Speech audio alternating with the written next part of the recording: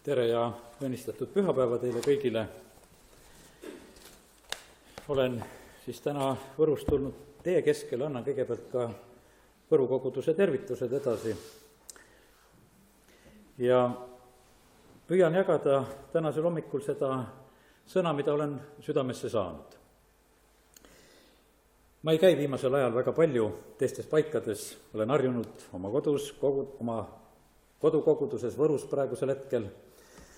Aga sellepärast eriti olen nagu palunud Jumala käest ka lihtsalt seda armu, et oskaksin täna siin edasi anda seda, mida on teile tarvis.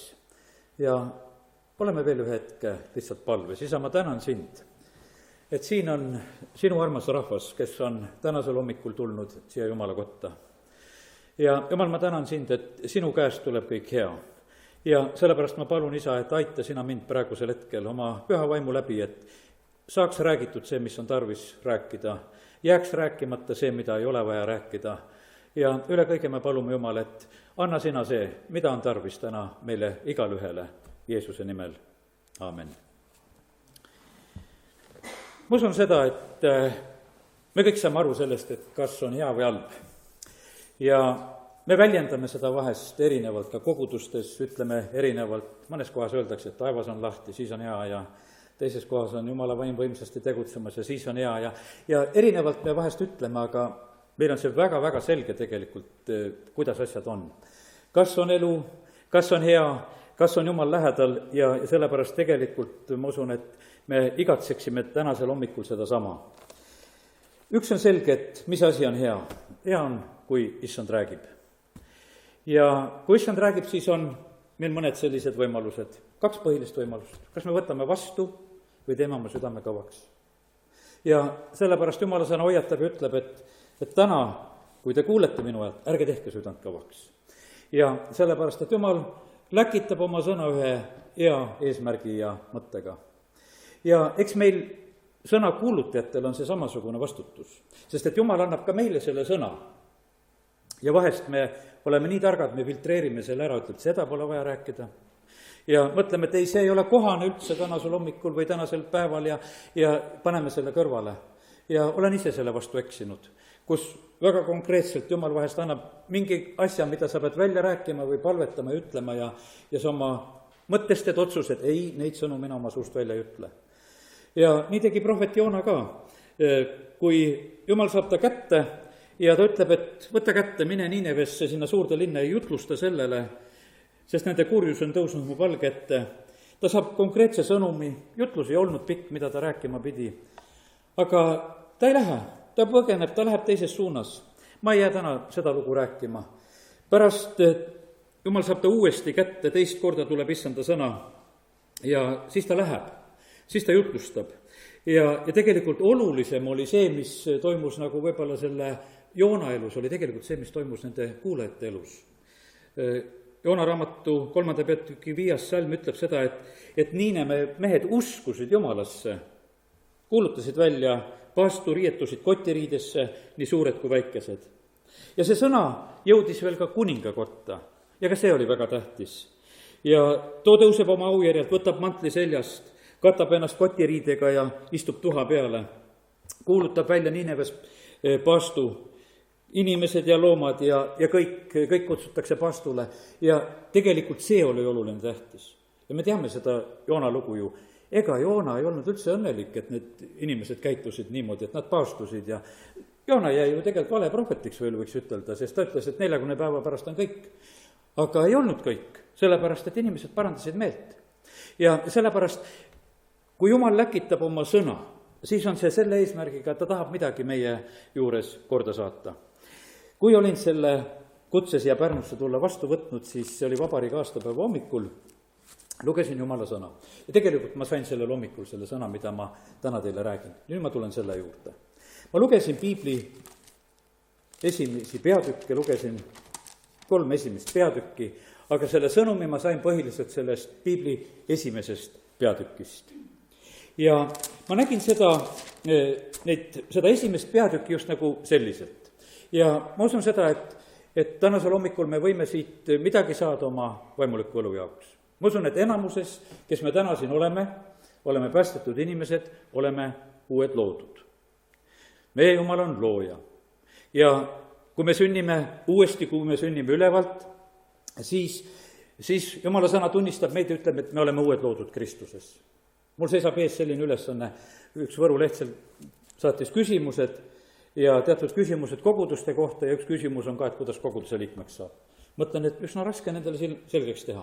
Võib erinevalt seda selgeks teha, et pead avalduse kirjutama ja teatud need asjad, aga tegelikult see kõige tähtsam asi, et inimene oleks ülevalt sündinud. Kuidas ma sellele lehele selle selgeks teen, et kuidas seda mõõdetakse ja kuidas keegi sellest üldse aru saab, mida see tähendab või ei tähenda. Aga Jumal on looja ja nii nagu ta lõi selle maailma, need hea sõnumi kuulutamise pühapäevad, mis teil on siin enne aastapäeva, räägivad nüüd siis sellest tõelisest elust. Ja Piibli algus räägib sellest, kuidas Jumal loob selle maailma, kuidas ta loob elu sellesse maailma. Ta on looja. Ja nii nagu ta lõi maailma, nii on tegelikult looja tegutsemas meie juures ka, kui me sünnime uuesti. Ja sellepärast esimene hetk oli seal selline, kuidas Piibli algus räägib meile, et ma loen 2. salmist, maa oli tühi ja paljas ja pimedus oli sügavuse peal ja Jumala vaim hõljus vete kohal. Ja ma usun seda, et see paljude inimeste päästmise tuleku eel on selline, on teatud tühjus käes, tühi ja paljas. Aga kiitus Jumalale, et on Jumala vaim. Meie elame võrratult heas ajas. Püha vaim on 4 pühapäevast alates meie kõikide jaoks tegelikult väga kättesaadav. Jumal ütles, ma valan oma vaimu kõige liha peale. Ja see on tegelikult väga oluline komponent. Sellepärast, et ilma Jumala vaimuta meie päästetud ei saa. See on Jumala vaimu töö. Seda ei tee mitte ükski hea jutlus, mitte mingisugune pingutus ega soov ega tagant lükkamine. Kui on Jumala vaim, siis on see keskkond olemas, et see võiks sündida. Ja sellepärast seal ka, kui maa on tühi ja paljas ja pimedus on vete peal ja Jumala vaim on seal hõljumas, siis tegelikult Jumal teeb selle esimese olulise asja öeldes, et saagu valgus. Ja tegelikult ma usun seda, et see esimene moment, kui inimene saab üldse päästetud, sinu ellu tuleb valgus. Ja see ongi see, tegelikult see selline väga oluline ja tähtis moment. Ja kahjuks nähtavasti paljud inimesed jäävad sinna peatuma. Sest see oli juba nii palju parem, valgus tuli ellu.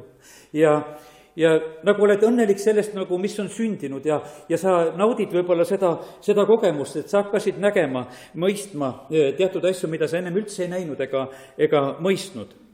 Ja sellepärast nii on see võib-olla paljude Jumala laste osa, et nad on nagu selle esimese sammu juures, kus on tegelikult see valgus on tulnud ellu. Ja paljud lähevad üldse kaugemale ära. Kõik ei jää ka väga koguduse osadusse ja nad nagu rahulduvad nagu sellest valguse kiirest, mis on nende ellu tulnud.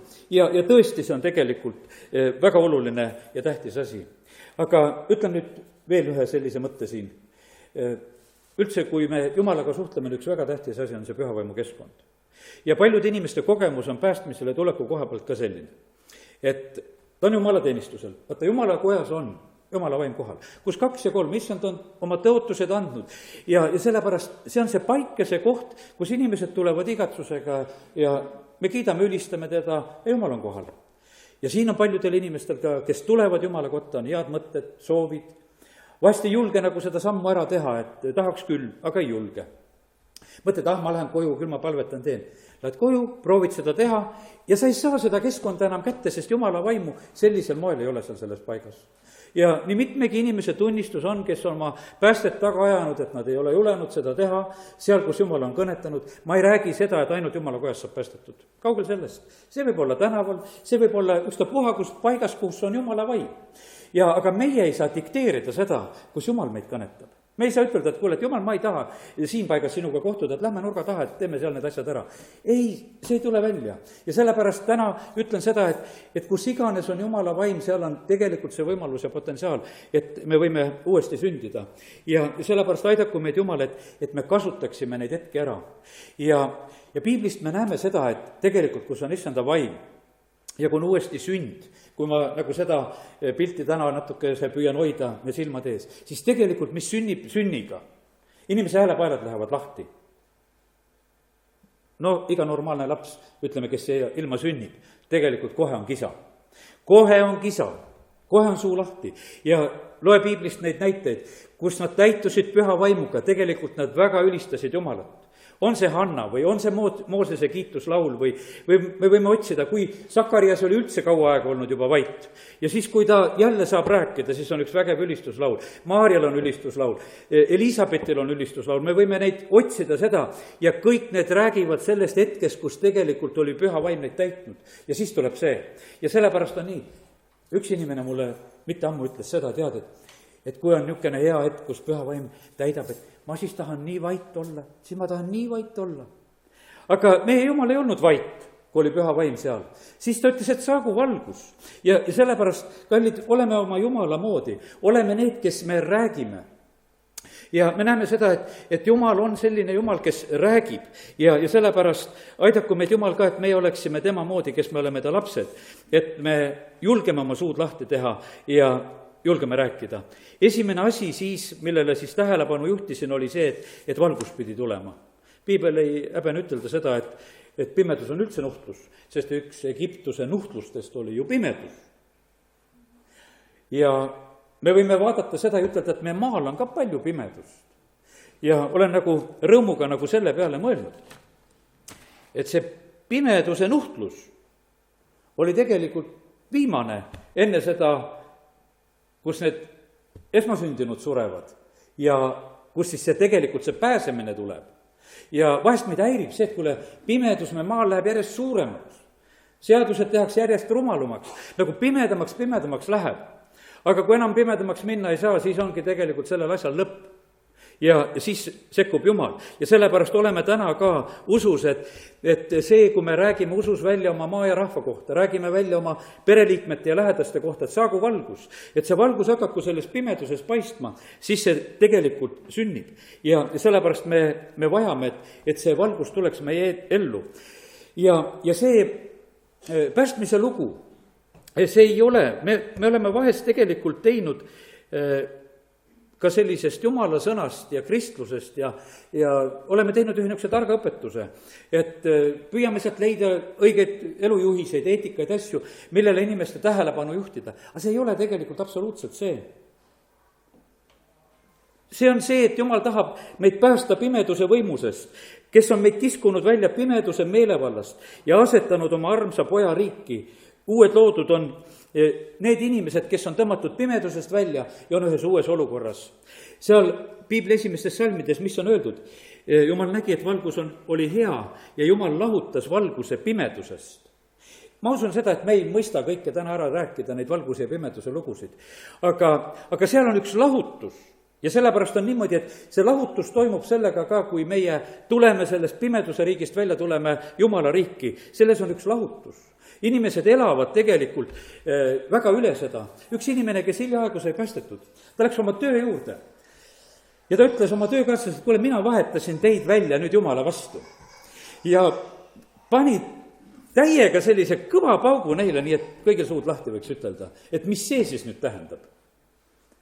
Aga sellepärast, et oli elanud tegelikult selle asja nii sügavalt üle, et ta on ühes täiesti uues olukorras, et ta on tulnud pimedusest valgusesse ja ta andis oma sellise lihtsa tunnistuse lihtsalt julgelt. Ta käis ühe korra Jumala teenistusel ja ta läks järgmine päev tööle ja ta käitus julgelt selle järgi, mida ta koguduses sellel pühapäeval kuulis. Ta polnud rohkem jutlusi kuulnud kui ühe. Ja ta läks selle järgi ja tõmbas oma teatud asjad puruks, mis oli vaja puruks tõmmata ja käitus, ütles teistele ka, et aga vaata, nüüd on nii. Sellepärast, et ta oli tulnud pimedusest valgusesse. Ja sellepärast, kallid, see ei ole kasvatatav. See on tegelikult Jumala riigis, me oleme sünniõiguse alusel. Ja sellepärast, kallid, tahaks soovida seda, et see võiks sündida. Jah, Jumala riigis me hakkame ka kasvama ja kasvamisel on oma koht. Aga tegelikult on selle sünniga selline lugu, et see sünnib meile puhta armust. Sest et kui Jumal päästab meid, kui see valgus meile tuleb, kui püha vaim meid uuesti sünnitab, siis on see tegelikult väga võimas asi. Ja me oleme saanud ühest riigist teise. Ja sellepärast Eestimaa lahenduseks on see ka, et Jumala valgus paistab ja et inimesed tulevad pimedusest välja, tulevad Jumala juurde. See on meie kõikide lahendus ja sellepärast aidaku meid Jumal. Järgmine samm, mis ma nägin, kui ma seda sõna lugesin, nägin seda, et kui esimene päev oli mööda saanud, valgus oli loodud, Jumal oli valguse pimeduse lahutanud, siis Jumal hakkab rääkima, 6. salm, Jumal ütles, saagu laotus vete vahele ja see lahutagu veed vettest. ja nõnda sündis, et Jumal tegi lahutuse ja lahutas veed, mis olid lahutuse all, vetest, mis olid lahutuse peal. ja Jumal nimetas lahutuse taevaks, siis sai õhtu, sai hommik, teine päev. ma ei tea, kuidas sina sellest aru saad, nendest lahutustest ja asjadest, ja mina sain sellel korral lihtsalt pildi, ma ütlen, et ma täna ei seleta niivõrd seda piiblit, kuidas seda seletama peaks, vaid ma räägin seda, mida Jumal mulle andis, kui ma seda sõna lugesin. ja selle pildi valguses, kus ma nagu nägin seda uuesti sündinu elukäiku selle piibli esimese peatüki valguses. ja ma nägin sedasi, et nüüd on üks vertikaalne lugu on toimumas. Sest see oli, midagi oli üleval, midagi oli all. Vertikaalselt peavad asjad paika saama. Igal uuesti sündinud Jumala lapsel peab juhtuma nii, et Jumal saab Jumala kohale. Ise oled oma koha peal. Sellepärast, et tegelikult on nii, et inimesed elavad ise väga jumalatena siin selles maailmas. Väga enesekesksed, tähtsad. Aga nüüd on selline, et Jumal peab saama Jumala kohale. Ja sellepärast on üks esimesi asju, mis meie elus peab paika saama, et Jumal peab saama oma koha peale. Tema peab saama meie jaoks kõrgeks, oluliseks, tähtsaks. Ja see arusaamine, see vertikaalne kord peab tulema. Sellepärast, et Jumal on igal juhul meist üle. Vahest me mõtleme nii lapsikult, et maakera on ümmargune ja teised on hoopis seal teisel pool maakera teistpidi, nendel on pea alaspoole, meie oleme vist ikka õiget pidi ju siin ja tegelikult me kõik räägime, et Jumal on üleval ja kõik see värk tiirleb, pöörleb. See on nagu selles mõttes, ma ütlen tänasel hommikul ka, et positsiooni mõttes on Jumal üle, ta on troonil. Positsiooni mõttes peab saama Jumal meile oma koha peale ja tema mõtted, tema teed, need on kõrgemad kui meie mõtted ja meie teed. Ja iga täiuslik kink ja ainult tuleb ülevalt. Ja sellepärast üks selline oluline asi on see, et Jumal peab saama oma koha. Luuke evangeeliumis 10:27 on öeldud, seal on Jeesuse vastus. Armasta issandat oma Jumalat või seal selles vestluses, kus seal need vestlevad, kogu oma südamega, õigemini see seadusetundja nähtavasti ütleb seda, ja kogu oma hingega, kogu oma jõuga, kogu oma mõistusega. No see ongi see esimene asi. Jumal saab oma koha peale, Jumal on kõige kõrgem. Ja siis tuleb see järgmine ja ning oma ligemist kui iseennast. Ja järgmine asi, nüüd kui me loeme seda loomise lugu, siis ongi niimoodi, et kui see vertikaalselt asjad saavad nagu oma kohad, siis järgmine asi on 8. salmist, 9. salmist lugedes, veed kogunegu taeval ühte paika, et kuiv oleks näha ja nõnda sündis. Ja Jumal nimetas kuivapinna maaks ja veekogu nimetas ta mereks. Jumal nägi, et see on hea. Ja siis toimub horisontaalne asjade korrastamine. Kui vertikaalselt oli korras, siis horisontaalselt. Vesi oma kohta, kuiv maa oma kohta ja toimub selline horisontaalne asjade lahendamine. Ja sellepärast, kallid, eks meie elus on samamoodi ka, et meil tuleb Jumal oma koha peale saada, aga horisontaalselt tuleb ka asjad korda saada. Meil tuleb hakata armastama ligemist nagu iseennast.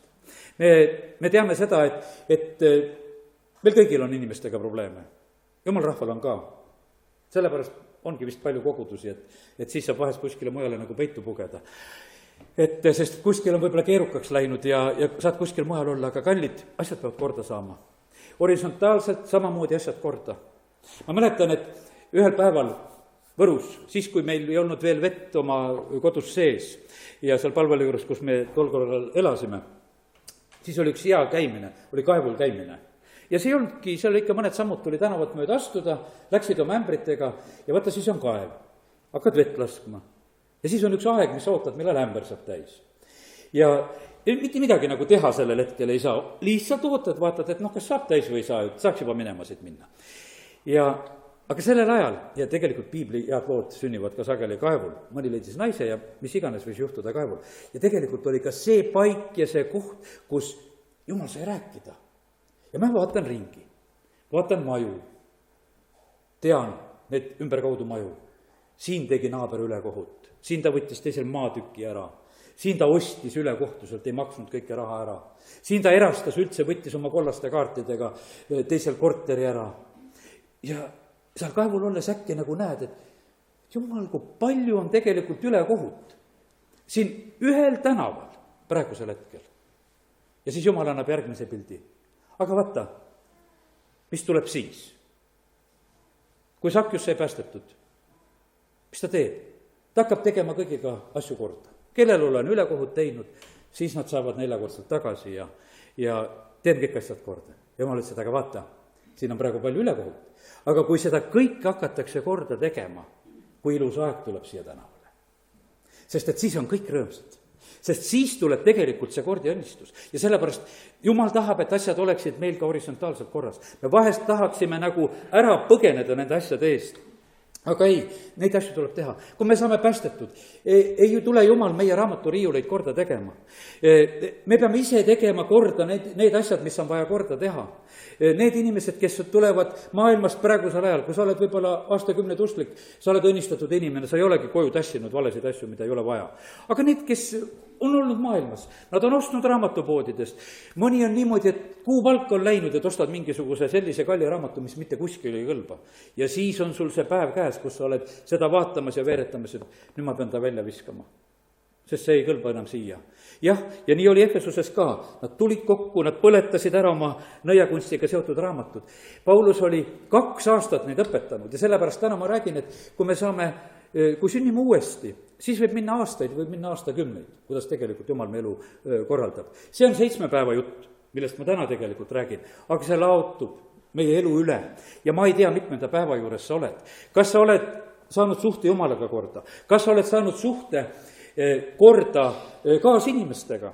Või sa ikka lased, et las nad olla, tead, et mina nagu ei torgi ja jätan nii. Aga kallid, see on alles nii alguse lugu ka, kus on need kaasinimeste lood. Ja sellepärast parem tee korda neid asju, sellepärast, et selles on üks Jumala soov ja plaan. Ja mis siis juhtub tegelikult, kui see kuiv tuleb esile, kui meri läheb oma koha peale, siis hakkab tegelikult elu pihta. Ja 11 salm ütles, et Jumal ütles, maast ärgaku valjas rohi, seemet kandvad taimed, viljapuud, mille viljas nende seeme on nende liikide järele. Ja nõnda sündis. Maa laskis võrsuda haljast rohtu, seemet kandvaid taimi nende liikide järgi ja viljapuid, mille viljas nende seeme nende liikide järgi. Ja Jumal nägi, et see on hea. Ja sellepärast Jumal tegelikult tahab seda, et meie elus hakkaksid uued asjad tärkama. Ja üldse on Jumal niimoodi, et ta annab meie kätte sellised asjad, milles on seeme. Inimesed praegu pingutavad selle nimel, et asjades ei oleks seemet. Osta poest see pirn, lõika puruks, siis on seal mingisugune, ma ei tea, mingi seemnemälestus on sinna sisse osatud jätta. Sest see on nii kõrvaldatud ja tehtud sellepärast, et inimesele ei meeldi ju see kõva pirni süda. Ja nad on osanud selle sealt nii välja opereerida, et mingi väike mälestus on sellest jäänud. Aga tegelikult Jumal andis meie kätte need asjad, milles on seeme.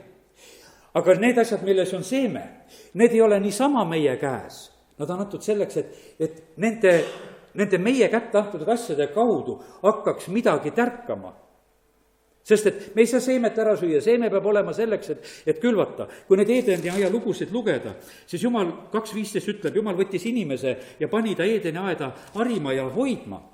Ja sellepärast Jumal annab meie kätte. Me paneme Jumala kojas ohvri kokku, annetuse kokku. See on üks seeme, mis on meie käes, mida me saame panna. Ja sellepärast tegelikult Jumal annab meie kätte neid asju. Igal ühel on talent. Ja Jumal tahab, et see paljuneks meie käes. Ja sellepärast on väga tähtis, et me jälgiksime seda, et kui me oleme need uuesti sündinud inimesed, et kas meie eludes on see ka, et asjad hakkavad tärkama. Ja sellepärast tuleb tegelikult väga kanda südame põllumaa eest hoolt. Me teame seda Jeesuse tähendamise sõna. Ta ütleb, et on ainult üks maa, hea maa, mis on puhas. See võib vilja kanda hästi. Ja sellepärast Jumal aidaku meid, et meie elus oleks ka niimoodi, et see vili tuleks esile. Ja sellepärast aidaku Jumal, et see kevad, milles me oleme, et see tuleks liikide järgi. Siin see maailm praegusel ajal tahab neid asju väga segi ajada. Aga lähed poodi ikkagi, kiitus Jumalale veel, mine vaata. Igas suures poes on seal porgandiseemneid ja kurgiseemneid ja asju, mida müüakse, ikka liikide järgi. Natukese nad püüavad seal oma kätt juurde panna. Aga see, mida Jumal on teinud, joonistavad ilusad pildid peale, võtta selle paned, siukse saad. Ja liikide järgi see tuleb. Ja sellepärast kiitus Jumalale, et Jumala plaanid on head ja ta tahab, et meie eludes tuleks see vili esile ja meie ümber hakkaks hakkaksid asjad tärkama ja näete, mis on. Järgmine asi on see, et tegelikult on nüüd üks asi, mis Jumal järgmiseks teeb. Ma loen siit 14. salmist. Jumal ütles, saagu valgused taevalaotusse eraldama päeva ööst.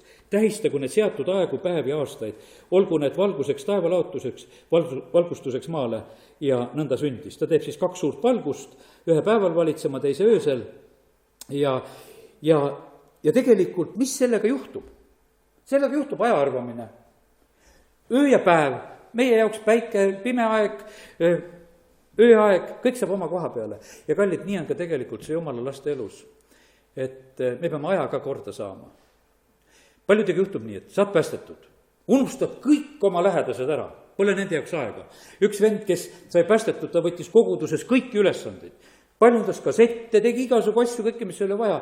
Naine oli veel päästmata ja naine pidas samal ajal nõu, et kuule, ma jätan selle hullu maha. Et see nüüd abielus kogudusega. Sellepärast, et ta läkski sinna ja ta ei osanud enam aega arvestada. Ühel päeval läks tal silmad lahti, läks koos naisega veel poodi ja hakkas ta ka koos jälle nagu nägema, et kuule, et naisel on ka mingisugused soovi ja mõtteid. Ja sellepärast on see niimoodi, et ega see aja arvestamine meil kähku ei tule. See tuleb alles. Ma ei tea, omad lapsed on ka juba suured, et aga kuskil nad on seal 2-3 aastat, siis hakkad juba saad rääkida, et kui vana oled. Siis nad hakkavad näpusid näitama või ütlema, et kui vanad nad on. Aja arvamine ei tule kohe. Ja sellepärast on see Jumala lapse elus ka. Ei saada aru, et on püha päev, et võiks Jumala kojas käida. Paljudest asjadest ei saada lihtsalt aru, et ei ole seda aja arvamist tekkinud. Aga tegelikult Jumal tahab, et sinu elus oleks ka aja arvamine. Et sul oleks ööl ja päeval vahe. Et sa oskaksid puhata, et sa oskaksid nagu kõik asjad paika saada. Ja sellepärast Jumal on tegelikult seda teinud ühe hea eesmärgiga, et need asjad võiksid meie juures sündida. Ja ma ei hakka siin sulle rohkem edasi rääkima, mis selle aja arvamisega teeb. Aga ma usun, et Jumala vaim aitab sind, et sa saad need asjad paika, mis on nagu sinu jaoks tähtsad. Sa pead aega kalliks pidama. Paulus kirjutab efeslastele seda, sest päevad on kurjad ja sellepärast ajale tuleb tähelepanu pöörata ja aidaku sind Jumal. Aga lähen järgmise mõtte juurde ja järgmine mõte on 20. salmist, mis on öeldud. Ja siis on, 20. salm ikka. Ja Jumal ütles, vesi kihagu elavast olendist ja maa peal lennaku linnud taevalaotuse poole. Jumal lõi suured mereloomad, kõiksugu elavad olendid, kellest vesi kihab nende liikide järgi, kõiksugu tiibadega linnud nende liikide järgi. Jumal nägi, et see oli hea. Ja Jumal õnnistas neid ja ütles, olge viljakad, teid saagub palju, täike, merevesi, lindusid saagub palju maa peale. Ja tegelikult on üks järgmine pilt, mis ma nägin, tegelikult on see, et elu meie ümber peab lööma kihama. Elu meie ümber peab lööma kihama. Ja selle kõige paremas mõttes, et meie ümber tegelikult tekib elu. Sest et kui Jumal loob seda maailma, siis ta tegelikult loob elu. Me räägime täna sellest tõelisest elust. Ja sellepärast, kallid, see on nii, et elu meie ümber, kui me oleme uuesti sündinud Jumala lapsed, siis tegelikult elu peab meie ümber kihama lööma. Kuidas on, laps sünnib? No see elu lööb üsna ruttu kihama. Ma mäletan ka oma poegasid tõid koju. No esimene hetk on ilusti ära pakitud, nii nagu haiglas pakiti. No seda hetke tegid seal pilte ja natuke said nautida. No varsti lõi elu kihama. Kõik oli segi ja pidid pesu hakkama pesema ja lõi kihama selle elu. Ja sellepärast, kus on uus elu tekkinud, tegelikult seal peab lööma elu kihama. Ja see peab olema nagu ümbruses ka tajutav ja nähtav. Ja sellepärast Jumal, kui ta seda maailma loob, siis ta tahab, et meres oleks elu, et õhus oleks elu, et see oleks kõikjal oleks tegelikult elu, et see oleks kihamas meie ümber. Ja sellepärast nii see tegelikult peab olema ka, et kui sa oled üks uuesti sündinud Jumala laps, kus sa liigud ja käid, et sa tegelikult lööd asju kihama. Sa oled häirid kodus, võib-olla sa häirid töö juures, võib-olla sa tekitad teatud selliseid pingeid ja probleeme heas mõttes, sellepärast, et sinu kaudu tuleb valgus. Aga asi on selline, et see ei jää lihtsalt niisama. See muudab midagi. Ja sellepärast, kallid, see pilt peab muutuma. Mind nii häirib, et laste entsüklopeediasse on joonistatud pilt kogudusest. Millised on kristlased? Islami omad, need on kõik kummulimaas ja palvetavad. Aga kristlaste oma on selline, et nad on kirikus. Ja kirikuõpetaja seal räägib ja kogudus magab, et see on nüüd elu. See on väga vale pilt, mis on meie laste raamatutesse pandud. Sellepärast, et tegelikult Jumal tahab, et elu tegelikult kihaks. ja sellepärast ta tegi seda ja ta ütleb, et seda peab olema rikkalikult meie ümber. tegelikult on nii, et kus maal on ärkamine, see peab olema nii, et see on seal porgandapõllul ka näha, ma usun, et te olete võib-olla neid filme näinud, kus tuli ärkamine, et siis on kapsad suured, on porgandid suured. see peab tegelikult muutust tooma, see peab tooma muutust meie maal. See peab tooma muutust, see peab muutma ümberringi, et sa näed seda põllul, sa näed seda linnas, sest asjad hakkavad muutuma ja meie kodus samamoodi, sellepärast et kui on tulnud Jumal oma plaanidega meie ellu, siis asjad muutugu meie ümber. Ja nüüd tegelikult on ju, sellest pildist on üks puudu, inimest üldse ei ole ju.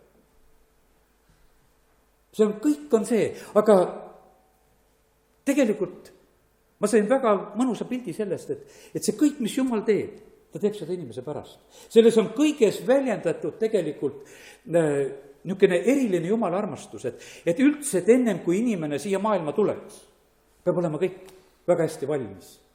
Ta teeb kõik, ta teeb puud, põõsad, ta teeb need mereloomad, kõik need loomad veel ennem seal, kellest räägitakse ka, metsloomad ja kariloomad, ta teeb kõik teeb.